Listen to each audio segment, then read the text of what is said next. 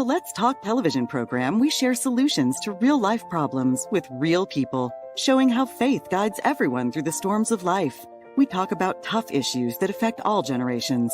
Our conversations help you learn, grow, and lead. Help us continue with this great work by partnering with us today. Call 905-625-1278, extension 233, or visit letstalkca.org. We look forward to your partnership with us to change lives. Let's Talk, revealing the heart of Christ through engaging media conversations.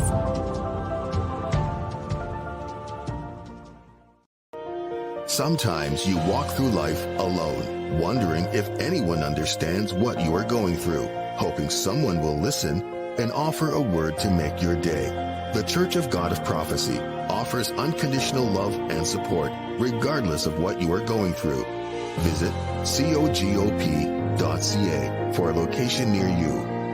The Church of God of Prophecy, developing authentic disciples of Christ.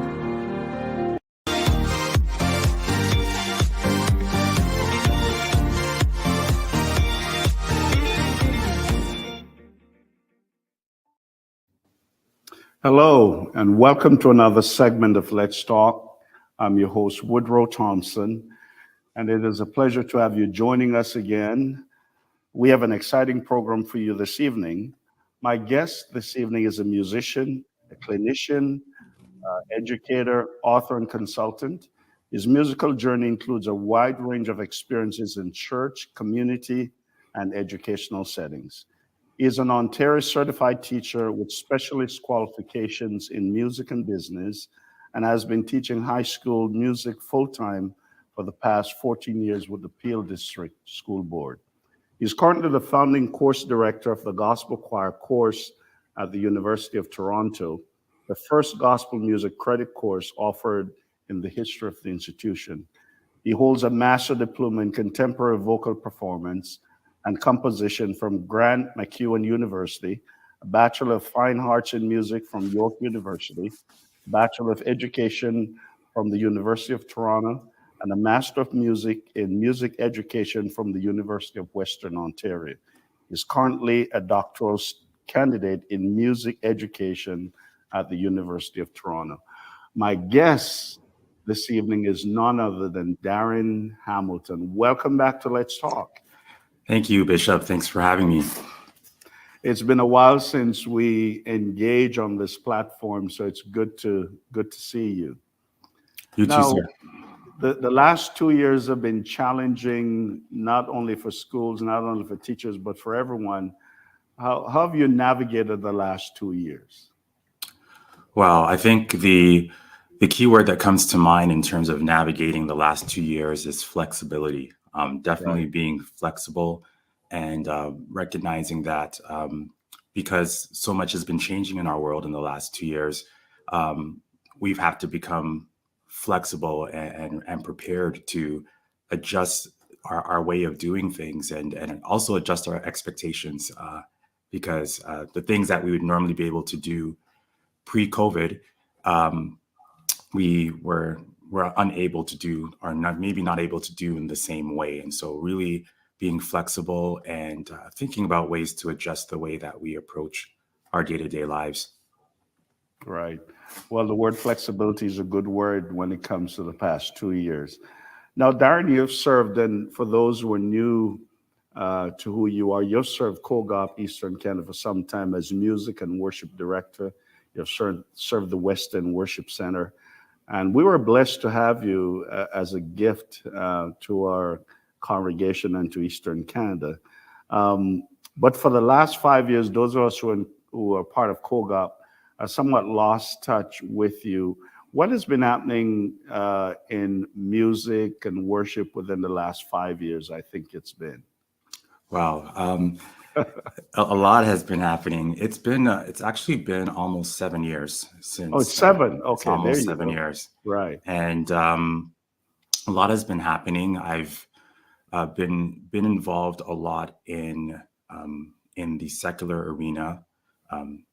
Just exploring and pursuing my musical endeavors, both as an educator in the education system, joining community groups such as Toronto Mass Choir, which I spent some time with, Right. My wife, Vanessa, and I spent some time with Toronto Mass Choir, starting our own choir out here in Waterloo region where we now live. Right. And, pursuing additional educational endeavors and doing a lot of just exploring a lot of new things, particularly in the last 2 years since the pandemic hit. I've had an opportunity to explore writing. I've had an opportunity to publish articles in the Canadian Music Educator journal. Right. And I've also been presenting workshops in gospel music at the Ontario Music Educators Conference. I've been doing that for the past 5 years, helping to show music educators across Ontario how they can include gospel music in their music curriculum. Very good. Well, Darren, we're proud of you. Working with you, I knew that you were someone with a passion for what you're doing. It's good to see that. March 1st, 2022 was the 2022 Juno Award nominees, an announcement. And man, I was excited to find that you were named among the nominees for the 2022 Music Count Teacher of the Year Award. How do you feel? How does that impact you? Wow, that was that was a huge accomplishment, and Right. I was definitely overwhelmed to learn that I was amongst the 5 nominees for the award. Right.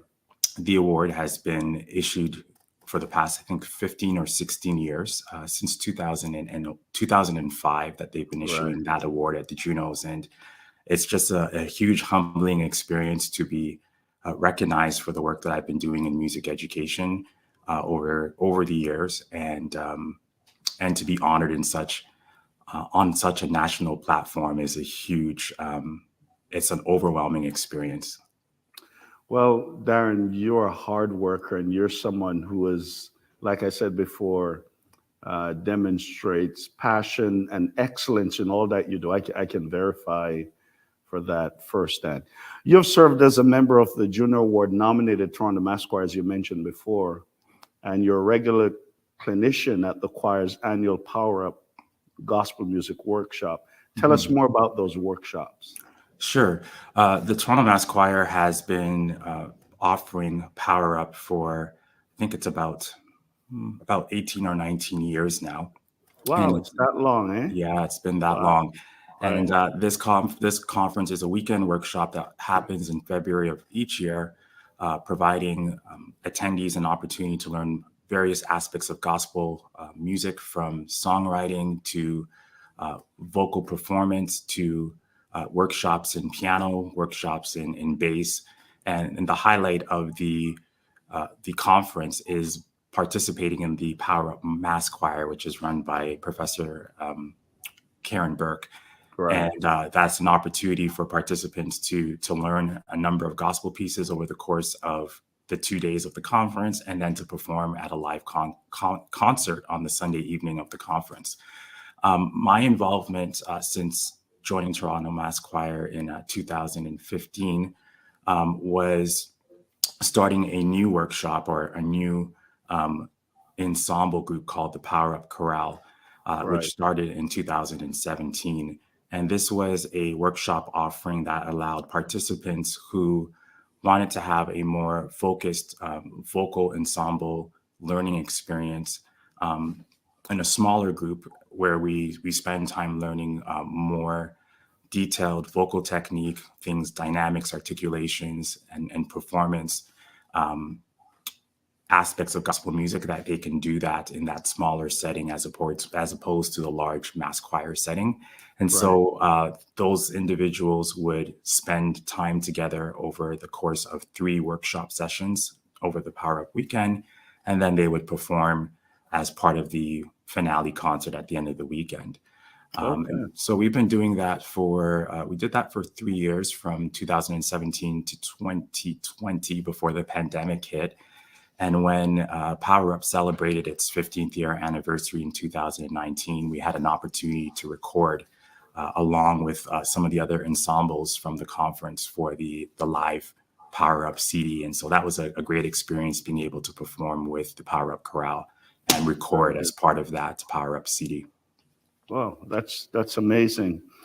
On February 4th, Black History Month, I was able to watch a wonderful interview with recording artist Rufus John and the Waterloo Region Mass Choir, and you were on as the artistic director with, I think, Parents of Black Children, and this was about the Freedom Marching Project, launch of that EP. I mean, when I got home, my wife told me, Darren will be on tonight. So we sat together and we watched, because we're proud of you. Tell us about that. Sure. The Freedom Marching Project was birthed out of the George Floyd incident that happened in 2020. And so in the summer of 2020, there was a Black Lives Matter march that took place in Kitchener with approximately over 30 people that attended that march. And leaving that march, the founder of the Freedom Marching Project, Rufus John, just felt a burden to respond to the social injustice that the Black community was facing. And as a result of that, being an artist himself, an R&B artist, he started collaborating and collecting a group of other creatives, and decided that he wanted to write a song and to produce a song and release a song that addresses the social injustice. And that's where Freedom Marching came about. And initially, it was the song that he was planning to record himself as an artist. But as he started working with other individuals, they started collaborating on the writing process. And then he reached out to me to get involved when he started to envision having a choir involved in the recording process. He started to realize that the song was much bigger than himself. And so, he started to reach out to additional artists from the R&B and gospel and pop community. And I think he has over 30 artists that are involved in the project in total. And so there was a hip hop and an R&B version of the song that was released, along with 2 music videos. And those items were released just before Black History Month this year. Very good. Well, we're going to take a quick break. We'll be right back. Please stay with us. We'll continue with Darren Hamilton in just a minute.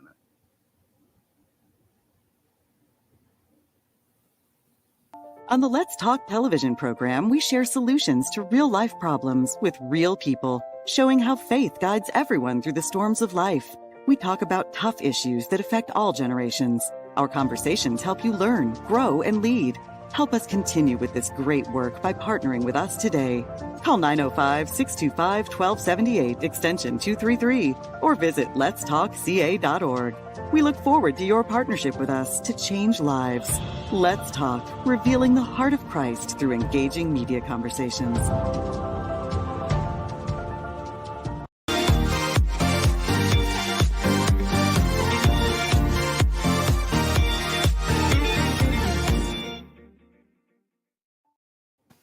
Welcome back to Let's Talk. My guest this evening is Darren Hamilton. Now, Darren, you're the founder and the artistic director of the Waterloo Regional Mass Choir. How did that come about? What was the vision behind that? Sure.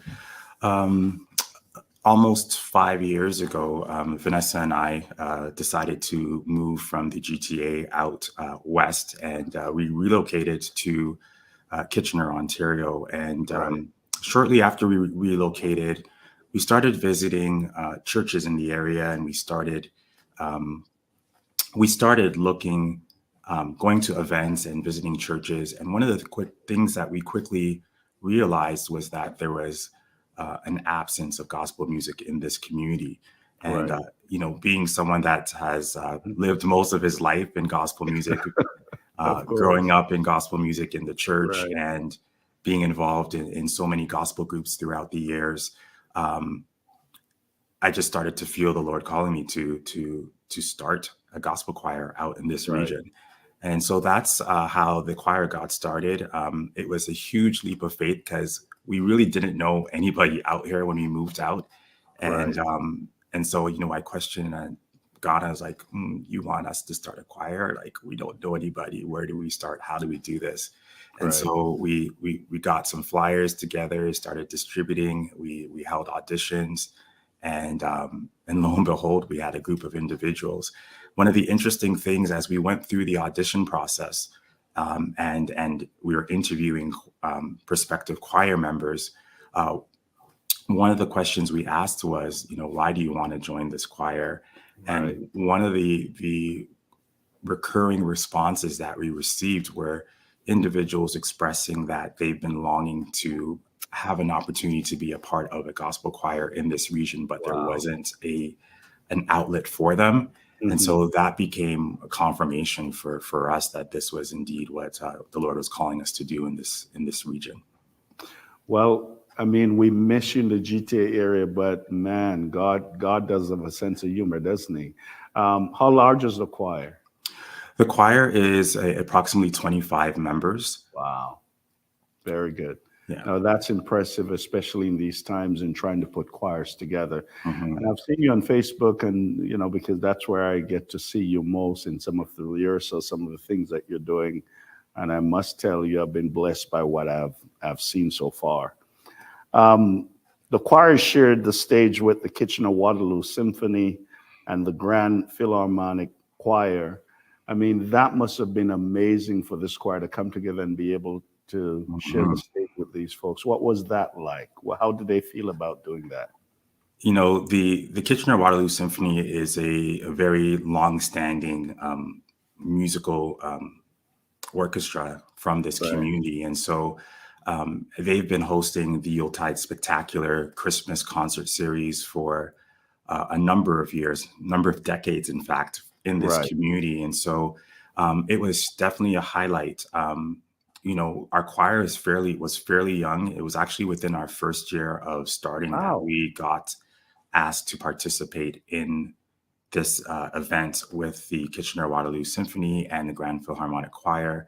And they were just wanting to do something a little bit different with their annual program by adding a little bit of gospel music into the program. And so just the timing just happened to be perfect that we were starting a gospel choir in the community, and they were looking to have a representation of gospel music in their Christmas program.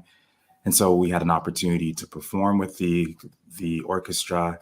I had an opportunity to arrange to do a orchestral arrangement of Jesus, Oh, What a Wonderful Child, which was really great for us to perform that and to actually hear that arrangement being performed with this orchestra.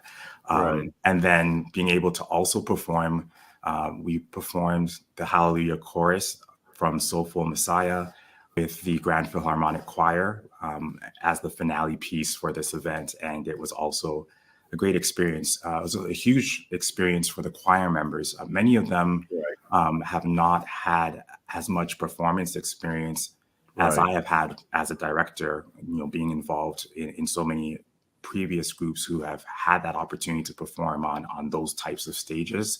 And so it was definitely a great experience for the choir members to be able to be on a large stage like that, a large platform like that, and to perform at such a groundbreaking event within the community. And that actually led to a number of additional opportunities for the choir. Over the course of the 3-day weekend of that event, there must have been at least 5,000 people that have come through to watch that event over the course of 4 concerts over 3 days. And so after seeing the choir perform, we had a lot of people approach us to express how refreshing it was to hear gospel music represented at the event. And we just started getting booked for additional concerts and additional community events after that. Well, that's impressive. Within 1 year of the choir being organized, that you're able to do that. Now, Darren, you're featured on the cover of the Canadian Music Educator Journal for your debut academic article, Black Music Matters. Man, that must have been exciting to have not only been featured, but for them to just highlight Black Music Matters. Tell me about that, and tell me more about why you think Black music matters. Mhm. Yes, that was definitely exciting to be featured on the cover and to have my first academic publication published in the Canadian Music Educator. Right. Um, Black Music Matters. The foundation for that article was stemmed from, again, the murder of George Floyd in Right. 2020. And as we know, our society was taking a huge look at the issue of anti-Black racism. Oh, yes. Many institutions were now reflecting more heavily on the issue and looking at their policies, looking at ways in which they can reform um, the way that systemic racism, so that black Black people and racialized individuals are not being affected by racism. Right. And as a music educator, the premise of the article was looking at how anti-Black racism exists in the field of music education. Being an individual that has gone through formal music education, I've gone to college, I've gone to university, I've gone to graduate school, and my experiences pursuing music education, believe it or not, they were very unpleasant at times, and mainly because I had certain aspirations. I had desires to study and to learn Right. different forms of Black music, but those forms of Black music, such as gospel or R&B or Right. soul, were not represented in the curriculum in the institutions. Yeah. And so that made my experience of studying music very, very difficult. I did study classical music, and so I had the background training and knowledge to be able to read music notation and to get through those traditional Western programs. But but in terms of remaining engaged and feeling like I belonged, the other issue was that oftentimes I was one, if not the only, I was one of the very few Black music students that were Right. present in the music classroom. And so oftentimes it felt also very isolating pursuing music education formally and not seeing a lot of people that look like me sitting in my music classes and not seeing a lot of people that looked like me teaching my music courses. And Right. so I going through and being a Black music educator myself, I felt that it was important to address the issue of Yes. anti-Black racism in the field of music education, and the importance of Black music being included in the curriculum, Right. and what positive implications that would have for Blacks and other racialized students in terms of their engagement in formal music education. Very good. Well, you've raised the bar where that's concerned, because you're the founding course director of the gospel choir course at the University of Toronto. And this is the first gospel music credit course that is offered in the history of this institution. Darren, how did you manage that? I mean, apart from God helping you and directing you, but how did you manage that? Well, I've had a lot of support along the way through a lot of my supervisors and advisors through grad school. And so when I started attending University of Toronto to pursue my PhD studies in gospel music pedagogy, I had supervisors that, and typically when you're pursuing a doctoral program or any graduate program, you're often given opportunities to teach or to TA, to get that teaching experience. And at the time, U of T had nothing that existed currently that was representative of the area of research that I was pursuing, which was gospel music. And so they opened the door and allowed me to start a gospel choir course at the university alongside of my graduate work that I was doing there. Right. Well, Darren, I would like to tell you that I can't wait to refer to you as Dr. Darren Hamilton. Uh, I'm just excited for you. Well, as you mentioned, as I mentioned, you are nominee for the prestigious Music Count Teacher of the Year award, which will be presented at the 2022 Juno Awards on May 15, 2022. And man, I am excited for you. I'm praying for you. I'm hoping that that award will be presented to you. How do you feel about that? Again, it is a huge accomplishment. It's a Right. humbling feeling.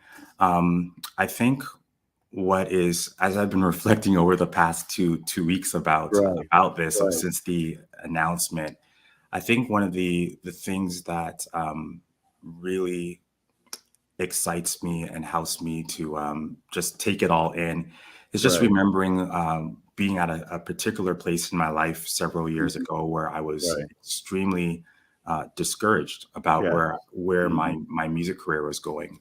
I found myself at a place where I was looking at a lot of the musical goals and aspirations that I had at the time, aspirations of, of writing and publishing some of my original songs and producing and even recording music. And that wasn't happening in my life. And but I was seeing it happen for a lot of my peers in the Toronto gospel community. And that made me feel very discouraged.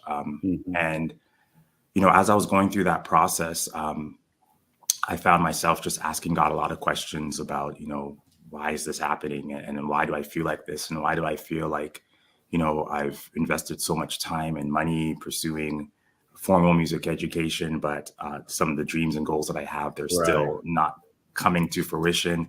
And then the Lord just reminded me to look at some of these other gifts and abilities that I have, particularly in the arena of music education. And so I stopped focusing on some of the other things that I had aspirations of being.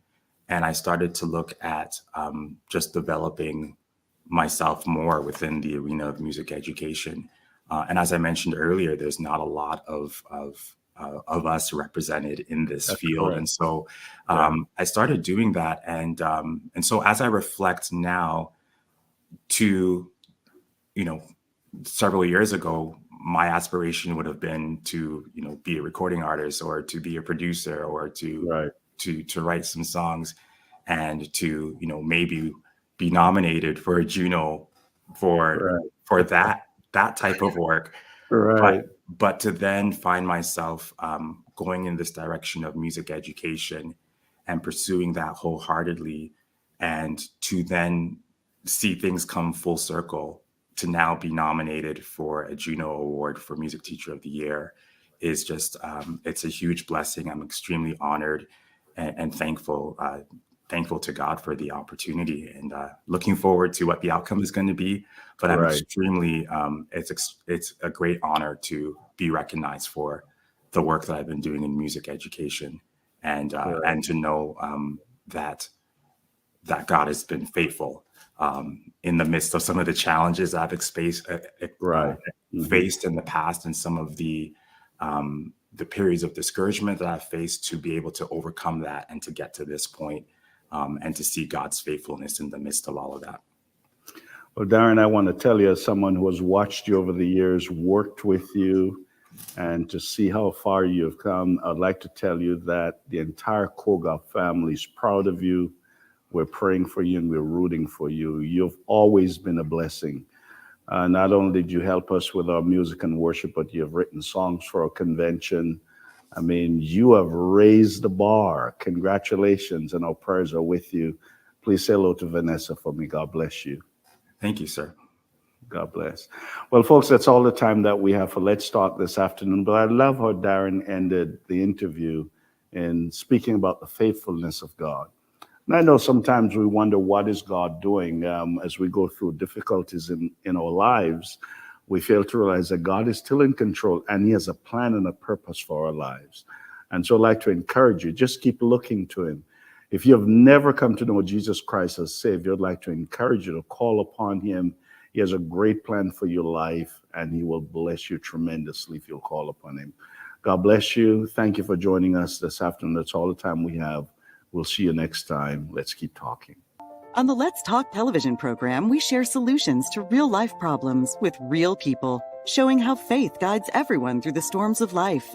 We talk about tough issues that affect all generations. Our conversations help you learn, grow, and lead.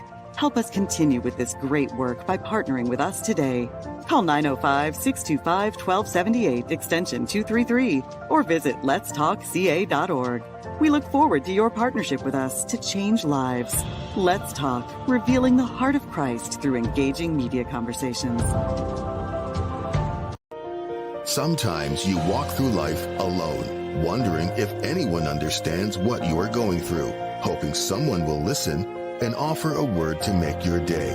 The Church of God of Prophecy offers unconditional love and support, regardless of what you are going through. Visit cogop.ca for a location near you. The Church of God of Prophecy, developing authentic disciples of Christ.